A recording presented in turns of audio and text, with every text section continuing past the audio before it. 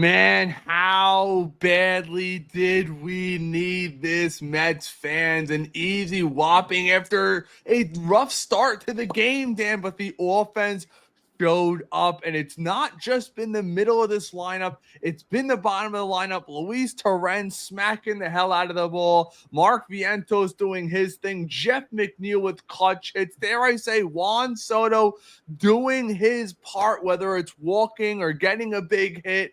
Everybody seems to be on the same page here. Tyron Taylor, got to give love to the guy. Been really tough on him this season, rightfully so, but let's be real. This month of August, something has clicked. Maybe it's just a hot streak, but it's coming at the right time. This game looked like it might have been a laugher, going the other way early on. Segna mightily struggling with his control, a bunch of walks again, a bunch of hits given up. He did not look good once again, but right now we're here to focus on the positives, Dan. So give me your positives, your takeaways, and then we'll get to the Metcast player of the game. Woo! It's energy. That's all we need on a night like this. Energy. The fans brought it, and we're going to bring it too tonight because the Mets showed out 13-3, an ass whooping of the Philadelphia Phillies. And I don't usually curse. I don't usually go outside of those, extremes. But tonight, yeah, let's get serious because this is now chipping away, right? This is a team that you are facing and you're trying to beat and you're trying to chase down in the division. The division's not over, and it's nights like this that show you why. Mets looked miles better than Philadelphia tonight in every aspect of the game. Philadelphia gave runs back and outs back to the Mets. That Soto, dead duck, right in the middle. Sanchez has him picked off, and Bohm can't catch a ball. Stott can't catch a ball from Harper at second. You're just letting the Mets back into this game, and that's exactly what happened. This team turned a corner. Tonight was an unbelievable game, top to bottom. The pitching, Senga, I don't want to focus on the negatives either, but he needs to be better, and he has not looked good of recently. But we're not going to harp on that tonight. This is a great game for the Mets. You mentioned Vientos, 100%. He looks like 2024 Mark Vientos, and I got to give Keith Radd his flowers, man. He said that on Friday night, and people were saying, oh, I got to see it. Well, we're seeing it. So credit to the Mets tonight. Well done. And in a pitcher that's given us fits, Christopher Sanchez. We knock him up for 5 runs, Dan. A guy who was getting that ground ball early. It seemed as early the Mets were almost – this is going to be one of those games that I know you guys felt it at home too. We were going to go with emotions, and we'd be trying like hell to scratch out a run or two. But, overall, hell of a day. We could pick almost anybody from the New York Mets to be our Metcast player of the game. We did select one, and he has been tearing it up the month of August. Let's go, Mets. Feel the heartbeat of the crowd. Make that apple rise and let's get loud. Let's go, Mets. No, we don't back down. We're the kings and queens, and we run this town. How could it be anybody other than Mark Vientos? Yes, we could get to the home runs at the end of the game, the big hits, but early on, he's the one that kept us going. The big double, rounding, base hit, rounding. I don't know why Bryce Harper cut off that ball from right field, but I'm not going to complain. Mark Vientos has single-handedly, I don't want to say single-handedly, but mostly him, has put the team on his back this month of August as people forget. Everyone's talking about the division right now. Yes, it's down to 6 games, but the Reds were only a game and a half coming into today from knocking us completely out of the playoff stance. This was huge. And another player that we can't forget about, how hot and how clutch has Jeff McNeil been recently. An unsung hero because maybe he's not the big flashy guy. People know him, Dan, for getting upset and angry and throwing his helmet. He has been so freaking clutch these last 2 to 3 weeks. And it's great to see because quietly, and nobody's going to talk about it, but we talk about all the positives and all the negatives here on Metcast. Francisco Lindor, 0-for-6. Now, he had a long hitting streak. I'm not going to get on him. But the reason why I also take that away as a positive, if you guys want to flip it the other way, We only score when Francisco Lindor gets on base. So the fact that the other guys are picking it up, Dan, and I think one thing that we could clearly watch, Juan Soto 1 for 3. He had the 2 walks. They're pitching around him, but he's finally got a guy behind him. Marte might not hit a ton of home runs, but he's going to put the bat to ball, and he's not going to strike out. That's the issue with this club in the past.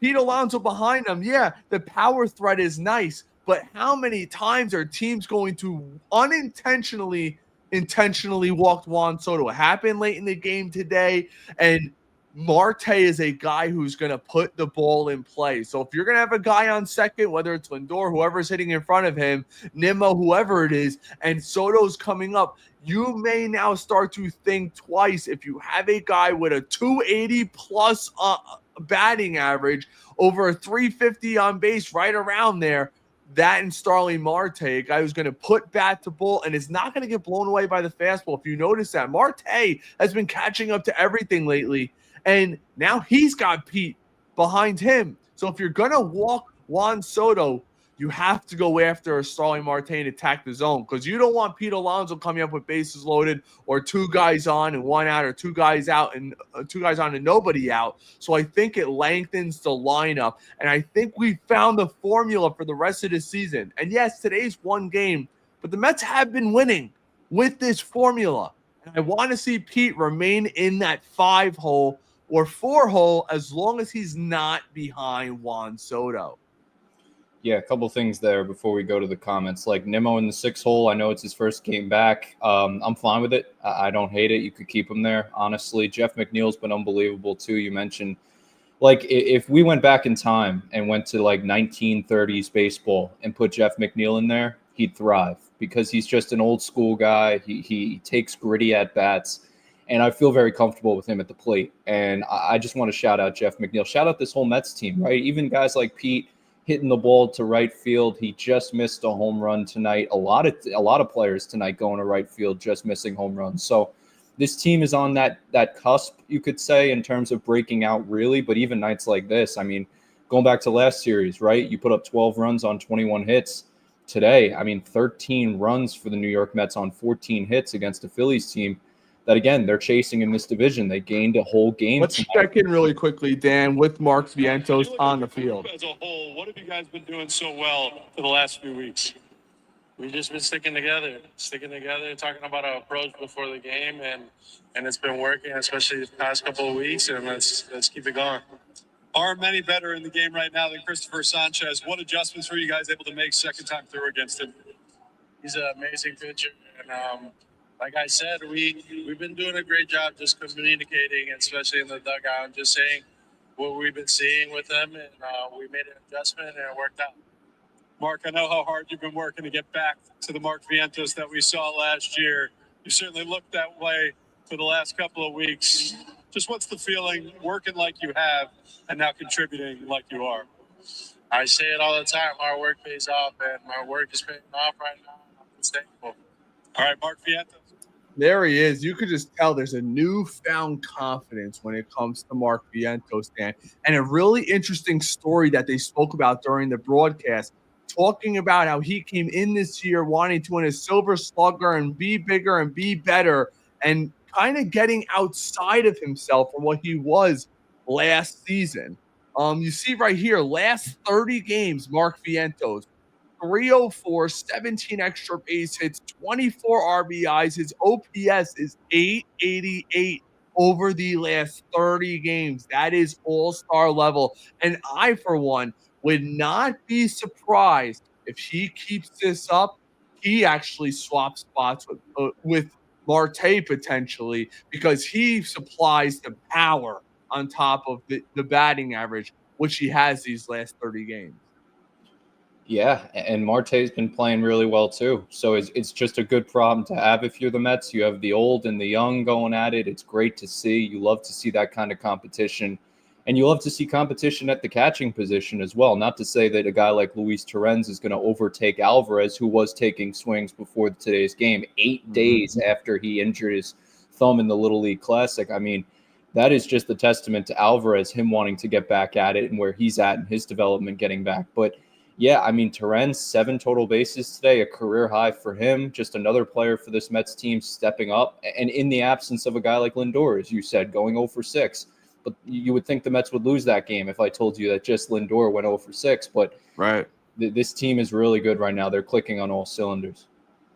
So let's get to a quick roll call of the offense. And, another positive we got to take away, Dan. Ryan Helsley, before this was a complete blowout, looked sharper. Now, I'm not saying he's going to be fully back. That 102 to end the inning, yeah, it was nice, but it was right down the kisser. I don't know what you're looking for if you're a hitter there. Maybe you just know you can't catch up to it, but they spoke and they said during the broadcast, he clearly feels like he was tipping his pitches. Hopefully that is the case because we saw it a couple years ago. Luis Severino had a 10-plus ERA with the New York Yankees. Finds out he's tipping his pitches. Adam Ottavino broke it down live on SNY, talking about how he tipped his pitches. And now you start to think about, am I tipping my pitch instead of focusing in on the batter? And he was able to correct that with the Mets. Now, if Jeremy Hefner is the pitching guru, who we all say he is, that should be able to be correctable. And he looked pretty solid today. Look good. Right, and it's a step in the right direction. You hope that continues. I'm still not out of the woods yet on a guy like Helsley. Still a lot of shakiness that he hasn't really shaken off yet, honestly, if you want the truth. I still want to see it, but tonight was a good start. And even Real Muto, I mean, my heart went to the stomach when the ball left the bat. Luckily, it didn't go out, but that was for all of us. Things like that. So just Helsley, just keep building on this and, hope it continues. Yep, I agree. And it's a playoff type atmosphere. You hear the crowd, so maybe he's getting a little bit more of the juices that he's looking for in the 8th inning. But let's get to a quick roll call today for the lineup. Before your guys' comments, do us a favor. Give us a thumbs up if you're enjoying this content. You don't understand how far that goes with helping the channel. Consider becoming a subscriber. And here we go. Francisco Lindor with the negative day, 0 for 6. But then here it starts, Dan. Outside of Lindor,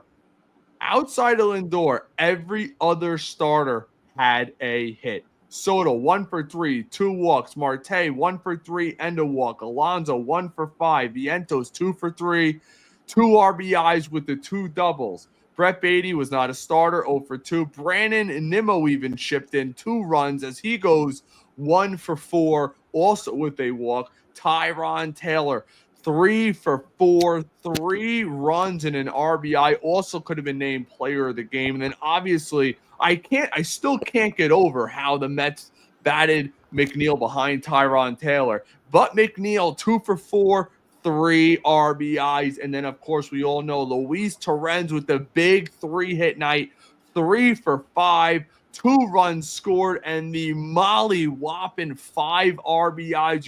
You look at the bottom of this lineup. Taylor, McNeil, and Torrens. 8 hits between them. 8 hits, 9 RBIs over just 13 at-bats. They hit 700 today between them. And they also had a home run as Luis Torrens had that big bomb late. But to look at the bottom of that lineup, and you get 8 hits out of your bottom 3, you know you're having a good night. Definitely rare. All right, so we'll start it off, guys. Make sure you like and subscribe, as we just said. Koi, what's going on, everybody?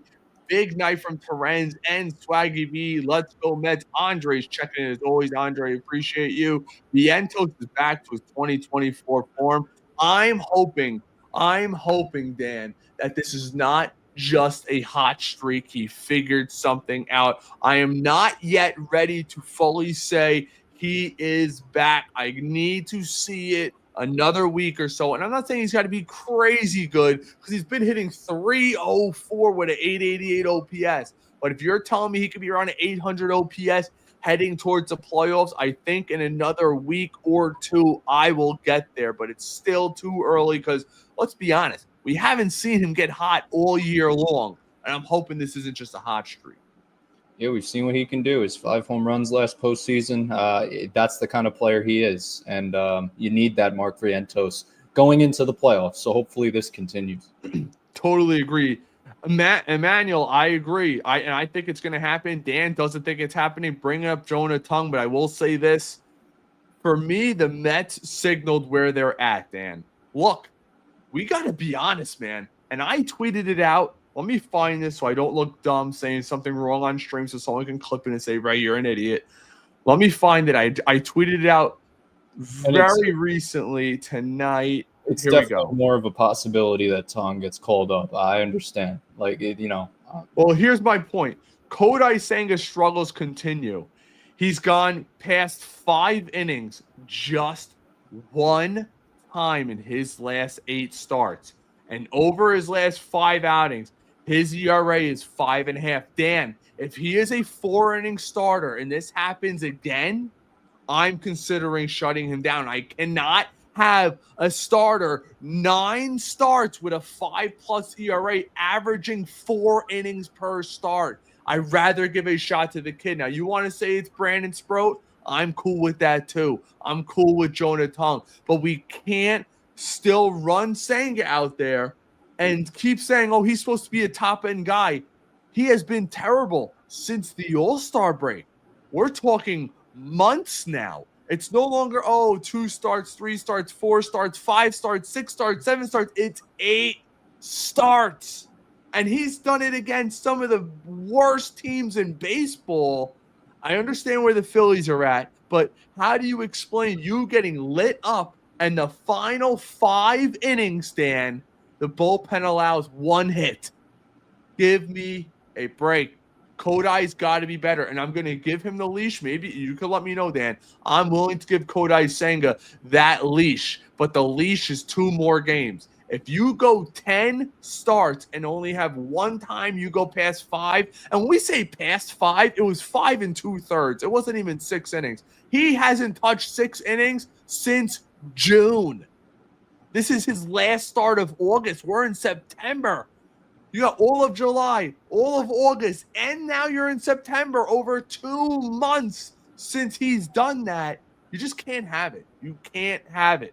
And I don't think they would throw him in the pen, Dan. I think they would just shut him down. Maybe something is wrong, or maybe you say, you know what? We're going to put you on the IL. Go figure it out.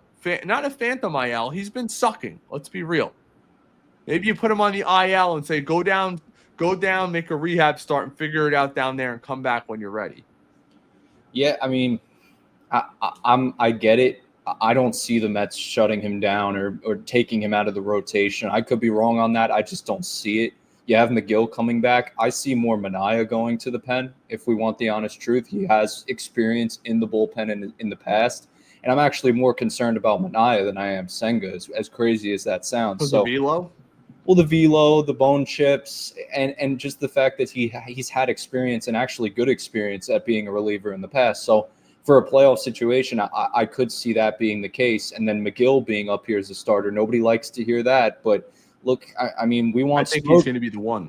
We want Sproat to be up here. But look, if you move these guys to the pen and take them out of their routines, I mean, Sproat got lit up yesterday, 3 2/3, seven runs. I mean, you don't want to. How did you leave him out there for that long, Dan? Yeah, I know, but he's getting lit the hell up. 7 runs, and so after 6 it wasn't enough. After 5 runs in 2 innings wasn't enough. I don't understand that.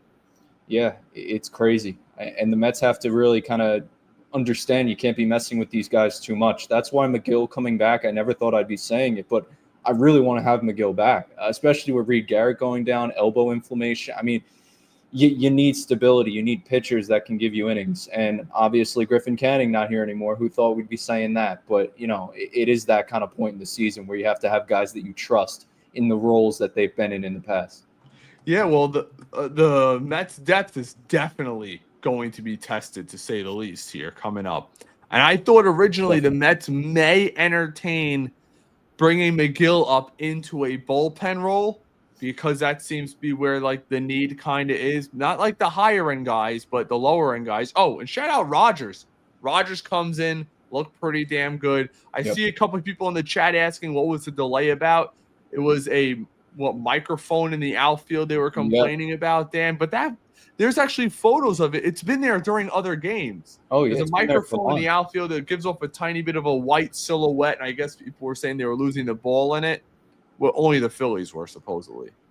Yeah, Bohm's a Karen. I mean, I don't understand why, you're getting upset about that. But, That's the Phillies for you. Absolutely. Chazin says Vientos in the 2-hole. Right now, for me, I'm leaving him right where he's at. It's almost like when Brett Beatty was great in the 9-hole, Dan. They move him to the 7-hole, and all of a sudden he's not hitting as much. Sometimes these guys, and we keep saying young, and when I mean young, I'm talking in terms of major league experience, not age. Sometimes you just got to let them be. Let them be, let them flourish, and then another time is when you start to move them. That's just me. Yeah, I agree. I hear you. Buzz says, hey, great win tonight. Way to make a statement. Let's go. Now we got to win, in my opinion, Dan, one of these next two. I'm not naive. Philly is a great club. You got to take 2 out of 3. You make your statement back. We're still here. We kicked your ass early to start the season, and we're here to do it again. And we don't care if you guys win the division. We're going to beat you down the second the playoffs start. That's how I feel. Yeah. Richard says they could sweep them this series and in Philly, and they still won't be in first. Richard, positive vibes, bro. Tonight's not the night, brother. Come on. We'll get to a few more, guys. This game took forever because of that delay. Yeah. Alexis says, is it just me, or do you feel so nervous every time Senga takes him out? Ever since postseason last year, his starts feel never feel very comfy. I agree. Dan, it's funny. I do feel that way, almost as if I'm waiting for that ball to drop, like the walk. I feel like he's 3-2 on everybody. Mm-hmm. You couldn't locate today. Very wild. And you're giving up walks, and then the walks come back and hurt you. That's bad. Renee chimes in. Great win for the Mets. Everyone was on their A game on offense. Great job. Everyone outside of Lindor. But that's okay. I'm not getting on Lindor. I'm making it a point because we always say the Mets go as Lindor goes, which has been so true. So the fact we put up 13 runs with him being a complete 0 for 6 makes me feel good. Yep.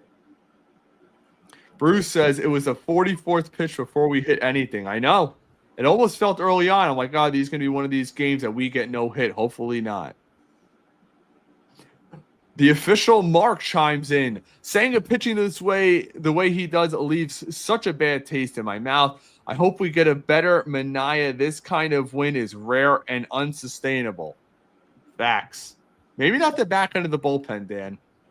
I'm hoping that they get this together. So I guess the Reds were off today. But it says right now the Mets do have a 2-game lead. They're playing the Dodgers right now. Okay.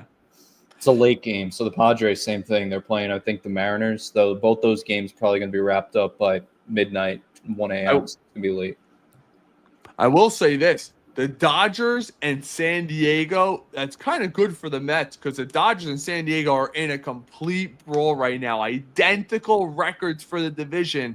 And right now, they only have a 4-game lead in that wild card above the Mets, 6 games above Cincinnati, which is not insurmountable considering the last month of play is typically division play. They could be fighting for their playoff lives. I mean, look, let's be real. Until we're within 3 games, which is typically my barometer, I'm not fighting for the NL East in my mind. Dan, you can feel different. That's totally cool.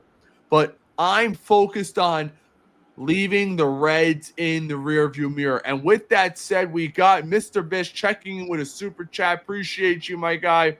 As always, what do you think of stacking Senga/Sproat for the playoffs to try to get you 4-4 because Senga can't seem to get 12 outs without 70-plus pitches? Dan, what do you say? It's funny you actually say that. I was going to think about getting one of those, get a tweet out, thinking about Senga. I mean, Sproat, that's probably a great one too. I mean, Manaea and Holmes, definitely another pairing you could say.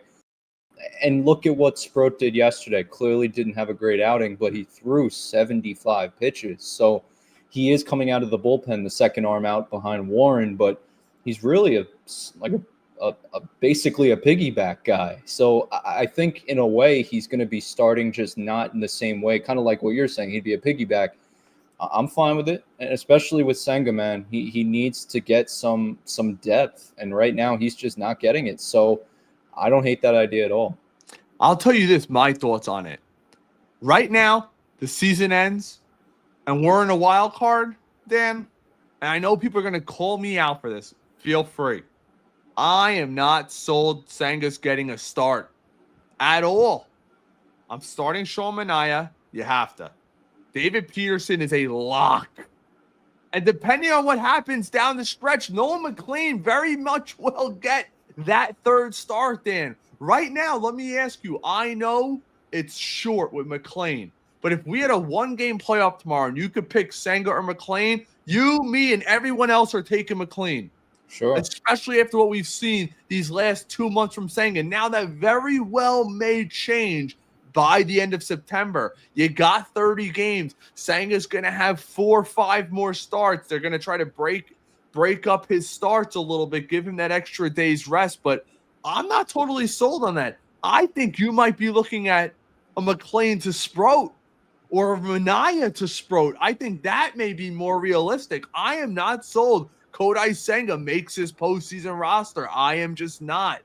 If you're trying to win a World Series and be serious, Dan, you can't sell me a guy with a 5.5 ERA over 2 months, and he's facing teams like the Pirates, the Rays, and Washington, and consistently getting lit up and can't throw strikes.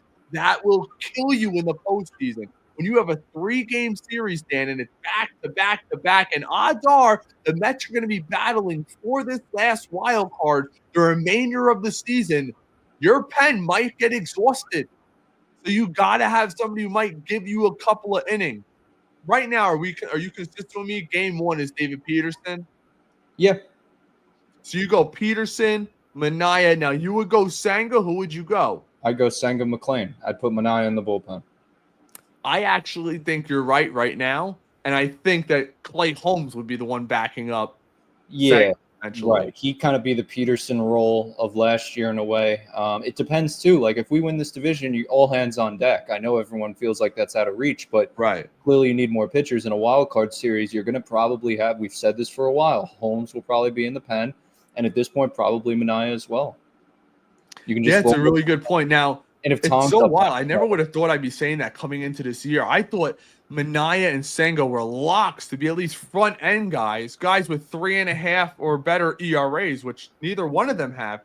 So is it fair to say it's still open? Are you like a lock that Senga's going to be it, or? I mean, again, nothing's a lock. Like nothing. I can't put anything past the Mets at this point. I don't think any of us can.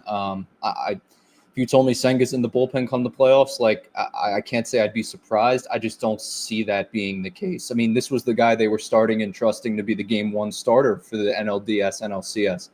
I mean, clearly he's not the same pitcher, but you know, there's something there I think where they just trust him to a fault at times. So it's going to be tricky. And if Tong's up here, I expect him to be up by next weekend. I mean, I think he'll get a spot start either between the Tigers series or the Marlins series. You'd have to break up this rotation. Gary Cohen said it yesterday. It'll probably be Tong, I would think, but it could be McGill, obviously. So, again, it just depends how this final month goes, who's the hot hand. And, it's Peterson and McLean, I think, are those two that we can look at and say, all right, most likely they'll be in the rotation. And one thing we got to keep in perspective too, Mets fans, for those of you who don't know, Jonah Tong and Brandon Sproat are not on the 40-man roster, and Tyler McGill is. Yeah. That's why I think he's going to get the call up first, unless, which I think is going to happen anytime now, once Frankie Montas gets transferred to these 60-day, that opens up that 40-man spot perfectly for Jonah Tong to come up or Brandon Sproat. And I actually do think it's going to be Jonah Tong. The fact the Mets were willing to put Brandon Sproat in the bullpen and try that starter rollout, you know what that told me there? What I think they were doing, Dan? I think they were saying, by doing that, we're signaling we're looking for a legitimate long man out of the pen. If one of our starters falters in the postseason, we need somebody to come out of the bullpen and lock us down for 3 or 4 innings. And I think that's why they're trying to do that with Brandon Sproat. I don't think they're going to ask him to be in high leverage. I think that's exactly what it is. if Senga or Minaya, which has happened way too many times, go 2 1/3 or go 3 innings, you have a guy that could come in and give you an additional 3 to get you to the Helsley, Rogers, Soto, Diaz combination. Right. Yeah, it's gonna be interesting down the stretch, no doubt. And before we wrap up, get to it, a couple comments. Like, I want to bring up something that isn't Mets related, but it's just fascinating going on in the game of baseball right now. The American League MVP race. Cal Raleigh hit his 50th home run tonight. He plays a premier defensive position. He's a catcher, putting himself on the line every day. He's playing on a team where he's basically the sole form of offense. Like, yes, there's other players in that offense, don't get me wrong, but you'd be kidding yourself if you're not saying he's the engine that makes the Mariners go. He's also leading in RBIs. So it's just home runs and RBIs. He's leading Aaron Judge, but Aaron Judge has him beaten every other statistical category: RBAT plus, OPS plus, OPS, average, walks. It's going to be very, very interesting to see how the voters determine who will be the American League MVP. At this point, I'm still giving it to Judge, but it's getting really tough not to say Cal Raleigh at this point. So I just wanted to throw that out there. It's off the book here, but very interesting stuff. I agree. And I see a lot of people are commenting. I'm going to try to get to as many people as I can. We probably got another few minutes of this before we wrap up. I got a couple people start. Mr. Bisk, once again, thank you so much for that super chat. It means a ton when you guys support the channel. Lets us know you're enjoying the content. That's what it does, you know. Appreciate it. Try to change things up. We got the player of the game graphics. Believe me, that takes a lot to make stuff like that for those 30 seconds. Yeah. Juan chimes in, told you it was going to be a Philly beat down today. Henry also says the Mets can't take their foot off the gas like they have to play like this tomorrow and the next game and the next game. I agree. It's almost, and we're not going to run it because it's a great night, but it is not a put up or shut up Met cast Monday. Might be tomorrow, though. Could have been down 3-0. Oh, jeez. Oh, I was ready to smash Frank right into this show. Believe me. Crimson says walks have absolutely disseminated the Mets pitching staff. I agree. Totally agree. They have. They've decimated us, Dan. It's between Senga and even the bullpen. Reed Garrett has walks. Stanek has walks. It's something we didn't see as much last year, I feel. Well, walks were definitely an issue last year, but I hear you. Like, I mean, that's the thing. If Hefner, as much as I love the guy, he's great at his job. Don't get me wrong. If he's not brought back next year or the year after, it's because of the walk issue. It's plagued the Mets for 2 or 3 years now. And it's a really big problem, in my opinion. Neither here nor there. Yeah, I agree. I think I will be at the. I know some people are asking in the comments. I think I'm planning on going on Friday, and maybe Mr. Bartels will be there with me. Who knows? Friday or Saturday? Yeah, I want to try to get over there. When's the bobblehead giveaway for Lindor? Is that Friday or Saturday? Saturday, 4:10. Then I'll be there Saturday. See you guys Saturday. Michael Saturday. Freeman, let's go Dodgers. Freeman, I believe that's the Freeman that I speak to over on Facebook quite frequently. If you guys want to message with me and talk baseball, not always on it, but I try to get to as many people as I can. Give us a follow over on Facebook. Shoot me a DM over there. I chop it up with a lot of the fans over there. The official Mark says Senga isn't healthy. Otherwise, he has a 3-month. He's a 3-month pitcher. 2 years in a row, we need him to be a pitcher that can take the ball in game 1. Well, if he ain't healthy, then he shouldn't be pitching. Yep. I mean, it's the major leagues. Bottom Jose line. says, I think Taylor is reclaiming a center field job. I wouldn't go that far, but he's going to get some playing time. I don't think Nimmo's back 100%. You know what I mean? Sure. Dan, we'll final it off with this. I'll let you respond first. Elliot says, is this yet another example of false hope for us or a sign of a breakout? Dan, to you. Wow. It's a good sign, right? This is a great game for the Mets. This is a statement win in a lot of sense of the word. Don't get me wrong. Is it end all be all? The Mets are going to go on a run and take away this division? Probably not, if you want the honest truth, but it's a good start. I'll tell you that. So just keep it going, be consistent, keep the offense going, and hopefully you can win the series against Philly tomorrow. I agree. You got to take 2 out of 3. You just got to win series. Something we keep talking about.